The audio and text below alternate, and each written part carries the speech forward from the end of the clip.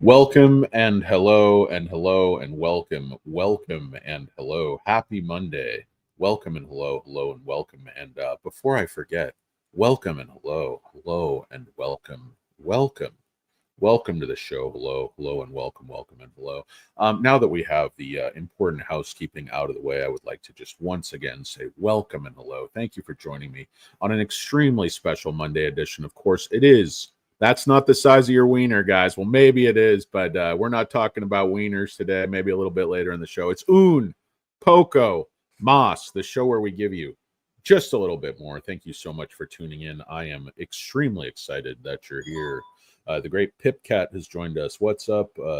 Absolutely nothing, Pipcat. Just taking a look at this little Nio run, seeing if it's for real, seeing if they're going to step on Nio's testicles. William Lee must have the sorest testicles in the business because these short wang turds do nothing but use his huevos for a speed bag, if you know what I mean. They've been pushing this stock down since I'm knee-high to a grasshopper, fixing the price, smashing me in the nuts every couple of minutes. Oh, it's a good time for everybody. Anyway, guys, welcome and hello and welcome. Thank you for joining me on Un Poco Mas. The great Carl Seamark, the great Jeff Presley has graced us with their presence, as has the great Francisco Hefner. What's going on, Francisco? Welcome and hello. Guys, before we get into anything today, want to say it's late, guys, but want to say a belated happy birthday to the greatest producer, the greatest wrench in all of you, turd land. Of course, we're talking J Money. We're talking Not a Lurker. Celebrated a birthday just a few days ago. I want to say happy birthday to the great Not a Lurker, guys. Wish him a happy birthday down in the comments. He's one of the most handsome bald men I know. Number one, just a hard-working good guy, doing everything right. You know, he's one of these guys who's pulling on the rope. Like, if you're a friend or a relative and you need some help, you're going to call a guy like Not a Lurker. You're a boss, you need some critical thing done at work, you call Not a Lurker. You know, just reliable, good family man. That's what makes America work, is people like Not a Lurker. So happy birthday, Not a Lurker. And also recently celebrated an anniversary. So happy anniversary to Mr. and Mrs. Lurker. J Money and his beautiful wife. Been together forever. So congratulations, guys. Happy birthday. Yes, happy birthday to you as well, Lisa SH. Appreciate it. Yeah, I understand, Carl. I mean, that's a pretty good position. Hold on one moment, guys.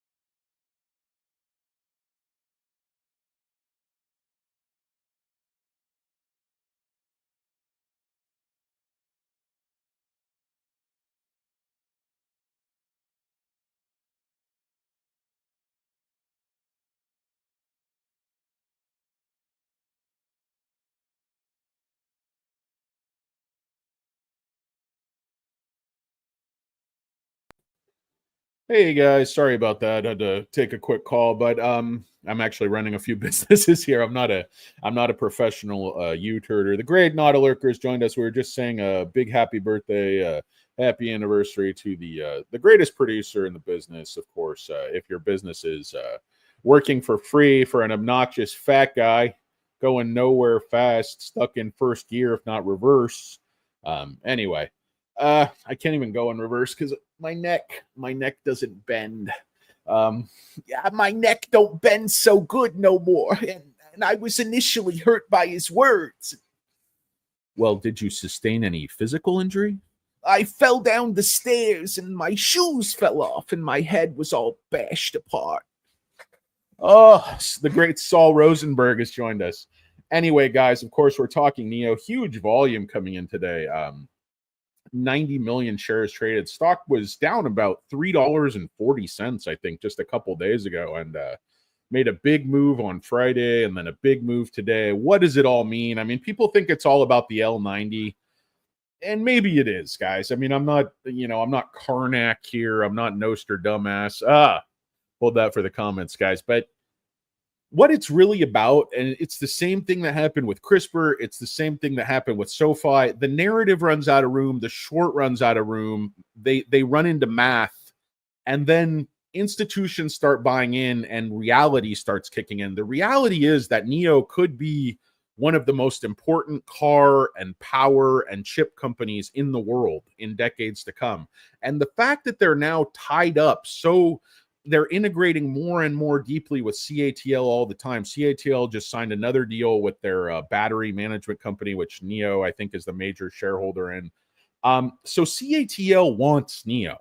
I mean, they want the power business. They want the battery business. They understand how impossibly difficult it is to do what Nio has accomplished, building a battery swap network that covers basically the entirety of China and has excess capacity for millions and millions of vehicles. And the Onvo L90, guys, is the missing link. The Onvo L90 is going to be the most important car in the history of Nio. And the reason I tell you this, number one, it's a beautiful car. That last Onvo Pontiac Aztec piece of shit, Firefly is going to be important too, but Firefly is not going to be as important initially because it is an orphan. It does not have a swap network.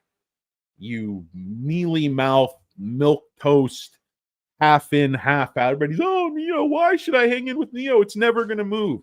Right when you say that, right when you capitulate, right when you give up and dump your shares at the lows, that's when the stock moves and you get what you deserve if you dump down at 340. I'm just going to set a stop loss at 341 because I'm a complete asshole. Oh, fuck you guys. I hate you guys. I absolutely hate you guys. I hate YouTube. I hate this stock. I hate that I'm bag holding it. I hate that I have to keep explaining to you guys price action and how shorting works. I'm like, that Danny Deals, he just rants about shorts. It doesn't really mean anything. Absolutely, it means that they have been controlling the price of this stock down to the tick, down to the penny. Every single day, every single minute. They're trying to do it again. You see it kicking in. You see it kicking in right here on the chart. See, do you see? This is my vacation to the Grand Canyon. Do you see? Yes, I see, I see. Oh, God. Sometimes I wish I was Eric Cartman. Just not a care in the world. My mom took care of everything. Brought in a little dish. Diarrhea. Oh, yeah. No, I know. I know, Carl C. Mark, but think about it. Who's more important than CATL? That's the 800-pound gorilla in the room. You thought Danny Deals was the 800-pound gorilla. No, I just smell like the 800-pound gorilla. None of this matters. All the other car companies are going to fall in line behind CATL. Don't you get it, Carl? I don't know how a man who is so brilliant with the construction of a pillow top mattress provides cooling in the summer, warmth in the winter, wraps around you like a warm blanket. That's a C-Mark mattress. Oh, all these free plugs for Carl C. Mark mattresses, and they don't even exist. They're a complete figment of my imagination. But no, your lack of conviction is misplaced, Carl. And you're just out to lunch on this one. You're up creek without paddle. No, I understand. Everybody lost conviction in SoFi too, when it was 5 and then when it was 7. Remember, every Canadian with a U-turn channel was saying it's a dead stock. It's a dead stock. Of course, they're bandwagoning on now as fast as they can. Bandwagoning so fast, getting their schlongs caught in the tires. Let me on the bandwagon. Hey? No, I'm just fucking around. I love those guys, especially Tevis. Tevis had a great SoFi video yesterday. I watched the whole damn thing like twice. It was really good. He was going over the Noto interview and doing his impromptu analysis on it. Hey, Tevis is a smart guy. It was just, I like to make fun of him due to his corporate speak and his, rather pronounced forehead and the fact that he might be getting a lot of Botox at a young age. I don't know, allegedly. Or maybe he's just more rested. He's not traveling the world as much, trying to juggle 12 girlfriends. I don't know. I don't have all the insights into Tevis's life, but all I do know is he did a really good SoFi video yesterday. So if you're a SoFi investor or thinking about investing or bandwagoning on to SoFi, I would personally use caution. That's a hell of a run, guys. SoFi just wasn't that long ago coming off of $7. So the stock is 3x'd in short order. And I'm not saying it doesn't have room to move. I mean, I think it should enjoy multiples, with along, that's commensurate with the growth and the quality of the growth and the quality of the customer and how they're making the money. It's an honest dollar. It's not a fast dollar. It's not like, Vlad putting a stable of hose on the street, as an analogy, not literally. But it's like pimping a gold card. Oh, it's a gold card. It's the greatest thing ever. Anthony Noto just scoffs like, dude, that ain't durable competitive advantage. You don't know shit about durable competitive advantage. You just know what's shiny. That's all you know. You don't know windbreakers. You don't know sacrifice. You don't know anything about being an all-American linebacker. You don't know anything about being the head of your class in engineering, United States Military Academy. Absolutely crushing it your entire life and being doubted by the likes of the Chia Pet, the Five Head, little turd, My Chemical Romance at KBW. F all y'all, guys. F all y'all. I'm cleaning out my closet, motherfuckers. Got beef with me? Fucking line up. Take a number. Fuck you guys. You know what I'm saying? What's up, Billy Jack? Yeah, I know, dude. Tevis is fucking living the life. I bet Tevis has a fucking 200-meter yacht in Monte Carlo. See, he was already a billionaire before. He's just doing U-turn as a social experiment. Trying to see if he can slowly drive Tanner insane. Subliminally suggesting he grow a porn star mustache. Do nothing but stock analysis and Bowflex. I think Tanner's 130 pounds, benching 475. Pound for pound, strongest man in Canada. Perhaps strongest man in North America. He's challenging Dino Bravo for the bench press record in Canada. You guys remember when Dino Bravo broke the all-time bench press record with a slight assist from Jesse the Body Ventura? Is anybody crazy like me? He's like, no, you don't understand. I only applied 3 pounds of pressure. It's a legitimate lift. The great Dino Bravo. What's up, Premium the Option, the great Jeff Presley, the great Billy Jack, Carl. What's going on? Good to see you as well, Billy Jack. I think Billy Jack has a throwback picture.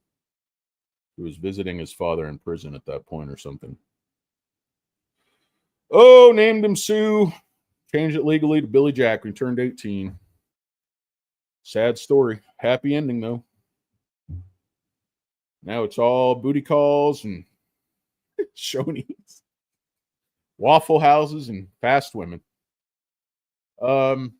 Anyway, the great Billy Jack, our representative out in Texarkana. Pretty much anywhere south of the Mason-Dixon, east of the Mississippi, you got to talk to Billy Jack. Pretty much anywhere at all. Can't reach me. I'm unavailable. But anyway, I have no idea what I'm talking about throughout this video. But Nio shorts were caught unawares, basically, and I'm looking for a breakout. It's coming out of this wedgie. It actually went down further than I thought, but I think it's safe to say we might have found a bottom here. This dip was insane, almost down to 3, or was it? It was even below 3, I think. But now the stocks, I think the next plausible resistance point is around $5.40. That's just me. Why is the stock surging? They want you to believe the stock is surging for all this because of the L90 pre-sales. That's true. I mean, like I said, that last Envo just was an ugly car. It looked like a cross between a snail and a Pontiac Aztec and a pile of dog shit. I mean, the L90 is beautiful, absolutely beautiful lines. I guess it was designed by a former Bentley designer. I believe Francisco de Ria Tortugas La Automotive. No, some it was like a Spanish name or something, but can't remember. I read the article earlier. But anyway, huge pre-sales. This car is going to be the most important car. It's not only it's beautiful, it's functional, it's 7 seats, it's low priced, it's extremely efficient. It's just an extreme amount of car for the money. I read some really smart guy doing an analysis between this and the new Lee EV, and that car is ugly. It looks like their minivan, which was extremely ugly and nobody bought. And their thinking is, hey, this didn't sell. Let's make this into our most important product ever and launch our EV based on this horribly ugly SUV. I think Nio is about to kick Li Auto square in both nuts with a steel toe boot. What do you guys say? Anybody? Anybody? God, I hate you guys. That's neither here nor there, guys. So Nio Stock surge in Hong Kong. It's also surging in the United States. But again, they're not telling you the real story. Jensen over here meeting with Xiaomi. But honestly, this Xiaomi SUV, it's a little turd car. It's just they just stuck a little rear end, a little Kabuski, little Deuce Kabuski onto the back of their sedan. It's not even a real car. They're not even a real car company. They make Walkmans or something, or Pokemon dolls. I don't know what the fuck they make. They're not really a car company. I know they're selling a lot of cars. So maybe I should just go fuck myself. But again, I digress. I don't think Li can compete with Nio, and there's a lot of reasons for that. Charging networks, partnerships, technology. I mean, I was just reading a story here about how Xiaomi has sparked controversy over the use of consumer-grade chips. Hey, who makes cost-effective chips, makes their own chips in-house? Why isn't Xiaomi making their own chips? What's going on? I thought they make chips. They eat chips, the dips. What's happening here? It's insane. But anyway, guys, you can read about the cars. You can read these articles yourself on Car News China or see on EV Post. But what I want to talk to you is basically my special, which is tinfoil hat. I mean, days to cover 6. Okay, it says the short interest value 740 million, but that's based on 190 million shares sold short. Look at the shares on loan. 470 million shares on loan versus 189 million shares sold short. Pegged at almost 100% utilization on a zipper job pattern, but it's been basically 100% utilization for a long, long time. Okay, short squeeze score 84. Now, don't pay attention to the price here because for some reason Ortex is stuck and the price isn't updating. Borrowed change 4 million. Look at what's happening to the cost to borrow here. Average is almost 8%. Average, almost 8%. So this is the exact same thing that's happening with CRISPR, and they will not be able to hold it. You're not going to be able to hold a $2 billion, position of borrowed shares into a bull run when the cost to borrow is going to keep spiking and spiking and spiking. Remember, CRISPR got up to 50%. I mean, this has more liquidity, but that's what I'm saying. That's the mistake. They think, oh, these retail, we're just going to get them to dump whenever we want using scare tactics. It ain't happening.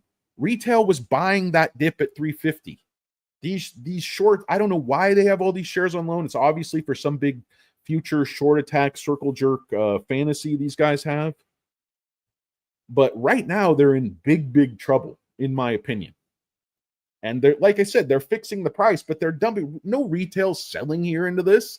Retail's wondering, hey, when are we going to go back to 10 or 20 or some sort of value that reflects, what Nio has actually done? I mean, look at, BYD is partnering with CATL, but look at who else is partnering with CATL. Nio's battery asset operator, Muratery, strikes strategic deal with CATL involving equity investment. CATL wants all things Nio swap, Nio battery. Why can't CATL push Nio chips? I think at some level, Nio is going to become part of CATL. I don't know exactly how it's going to work. I hope they stay an independent company, but the tie-up, the integration is just going to get deeper and deeper. And people worried about no cars on swap, that's all going to change. L90 is a complete game changer. And these models that have quote-unquote been in the works were probably put on hold by all this back and forth between Nio and CATL. Look at Nio basically rewrote their entire strategy, their entire roadmap. They took the swap for Firefly off the table, thank God, because Choco is no Joko. I'll take Choco for the block, wink. But I don't think people understand what this company is. I don't think they understand what they're going to be. I think CATL understands it. I think the Chinese government understands it. But if you think about Nio swap plus solar, this can be its own mini power grid in the developing world. There's so much this can be. And it's just, this has been proof of concept. Neo's done all this by themselves. Think about the insane accomplishment doing this all by yourself. I mean, yes, they were rescued from bankruptcy, had constant government support, and basically all their manufacturing done by government, blah, blah, blah. So they didn't really do it by themselves. Takes a village.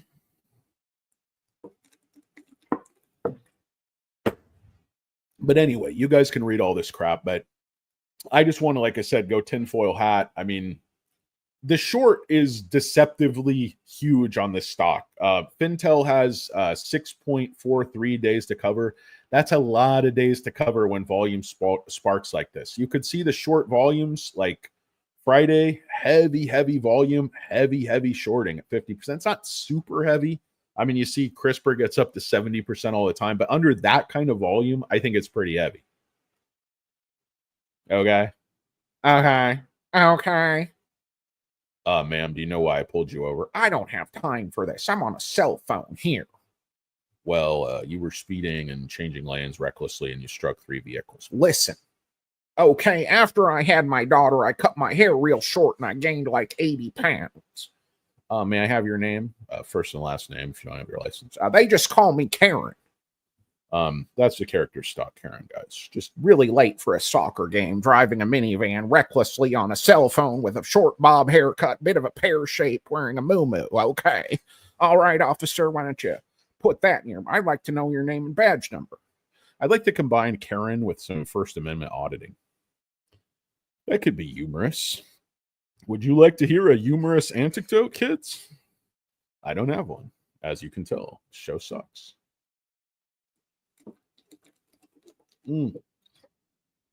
Guys, I got to take a break. I've been slamming green tea like a heroin addict, and I'm about to pee my pants. So if any of you care to wait for about a minute, I do wash my hands, so that takes a little extra time. But if you want to leave, I completely understand your decision, and you can go fuck yourself. So on that note, I'll be back.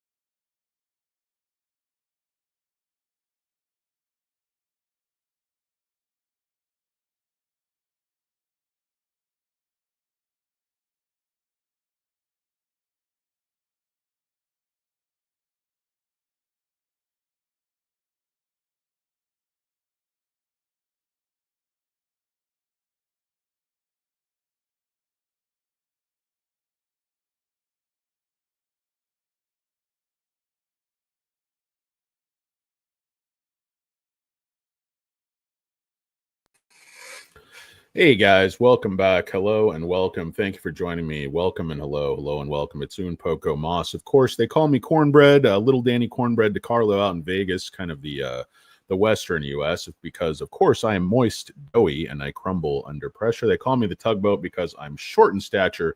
I pull more than my own weight, and I'm rarely far from my home port. Of course, they call me Stubby Cohiba because I once cut part of my penis off with a blender while trying to manscape down near Fort Lauderdale, Florida. So anywhere in South Florida, they call me Stubby Cohiba or Stubby Macanudo, just depending on what I can remember when I'm trying to do this horrible bit.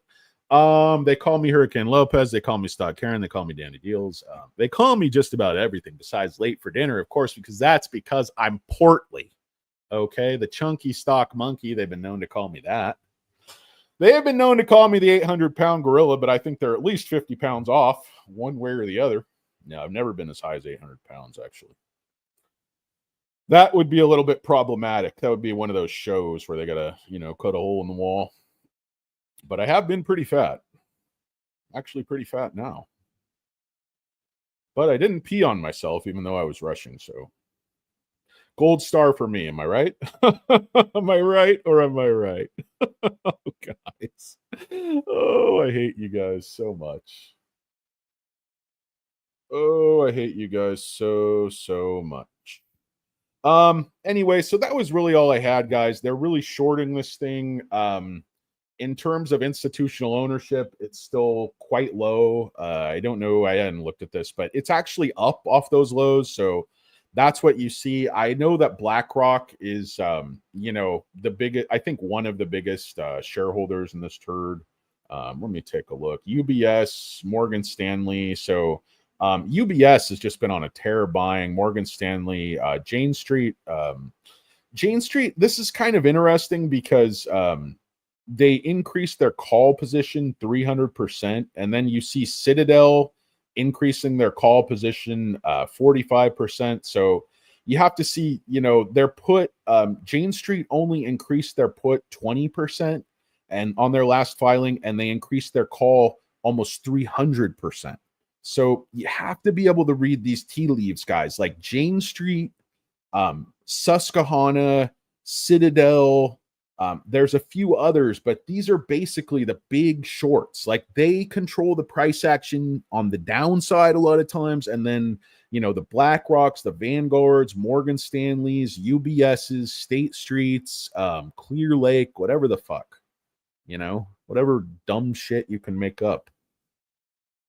But I see this stock going way up. I mean, at least back to double digits. I think they've got lightning in a bottle. I think CATL knows it. I think all the other auto companies know it. I think Lee knows that, they're screwed, basically. I mean, because these hybrid cars are only a stopgap measure. The Chinese government doesn't want hybrid cars. They want pure EV cars.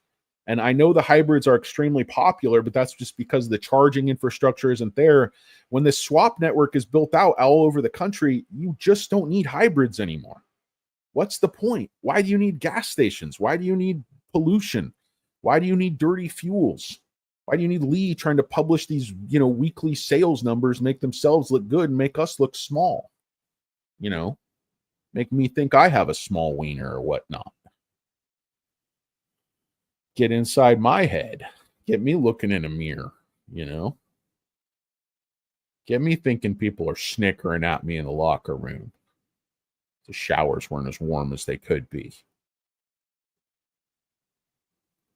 Tell you guys something you might not know about stock analysis, though, is when you're fat, a lot of your length is trapped inside a gunt area. So it just depends on how you measure things, guys. So you got to be careful before you shortchange your your fat friends thinking they got small wieners.